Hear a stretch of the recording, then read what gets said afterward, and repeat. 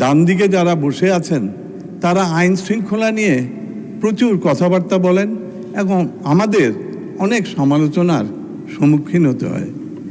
বাস্তবতা হলো এই, মাননীয় স্পিকার পোশাক বদলি করে, নাম পরিবর্তন করে মানসিকতার পরিবর্তন আসে না।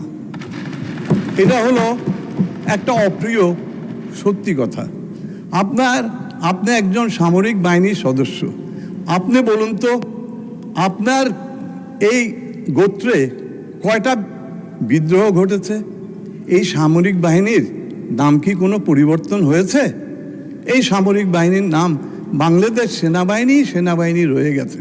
কিন্তু আসুন, যারা ঘটিয়েছে বিডিআর বিদ্রোহ, যারা ঘটিয়েছে বিডিআর হত্যা, তারা বলে বিডিআর বিদ্রোহ, কিন্তু এটা ছিল একটা সুপরিকল্পিত হত্যা।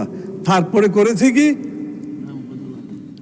বাংলাদেশ রাইফেলস একটা ঐতিহ্যবাহী প্রতিষ্ঠানের নাম পাল্টিয়ে দিয়েছে কি বাংলাদেশ বর্ডার গার্ডস।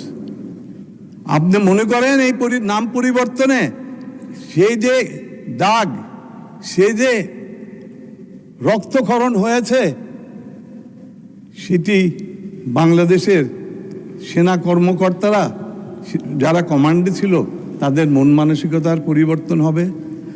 আমাদের আজকে যেটা প্রয়োজন, যে কি আমার স্বরাষ্ট্রমন্ত্রী উদ্যোগী হয়ে স্পেশাল অ্যালোকেশন নিয়ে এই বাংলাদেশ রাইফেলসকে আরও শক্তিশালী করে বর্ডারে আজকে দাঁড়া করাবে।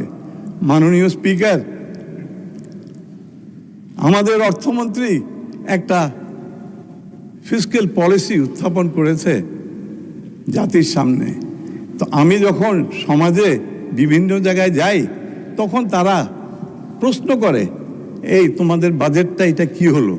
তখন আমি বলি, এই আমির খুসরো মাহমুদ চৌধুরী বা আমার প্রধানমন্ত্রী জনাব তারেক রহমান এখন পুশিনের গুতাগুতি খাবে, আর ওদিকে হরমুজ প্রণালী দিয়ে তেলের জাহাজ আসবে না এবং সব কিছুর দাম বেড়ে যাবে।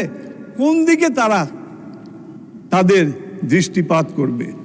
তা সত্ত্বেও এই স্বল্প সময়ের মধ্যে তারা 4 মাসের মধ্যে একটা বাজেট পেশ করেছে।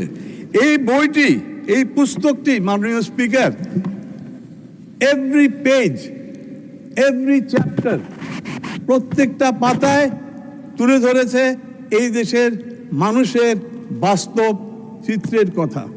আমি আপনার কাছে স্বল্প সময়ের মধ্যে বলতে চাবো যে যদি আপনি সমাজ কল্যাণ রাষ্ট্র দেখেন, অর্থাৎ social welfare state, or you look at a socialistic economy, or you see a capitalistic economy.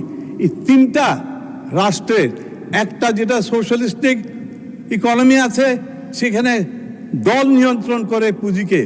যেটা ক্যাপিটালিস্টিক ইকোনমি আছে, সেখানে ধনীরা নিয়ন্ত্রণ করে পুঁজিকে। আর যেখানে সমাজ কল্যাণ রাষ্ট্র, যেটা আমরা বিশ্বাস করি, সেখানে এটা নিয়ন্ত্রণ করে সাধারণ মানুষ। এই সাধারণ মানুষের ফিসক্যাল পলিসি তুলে ধরেছে আজকের জাতীয়তাবাদী দল। মাননীয় স্পিকার, আপনার কাছে স্বীকৃতি দিতে হবে, আমার ডান পাশে যারা বসে আছে এবং পুরা জাতি আজকে স্বীকৃতি দিচ্ছে, এই পুঁজির বিকাশ না হলে কোনো জাতির উন্নতি হয় না।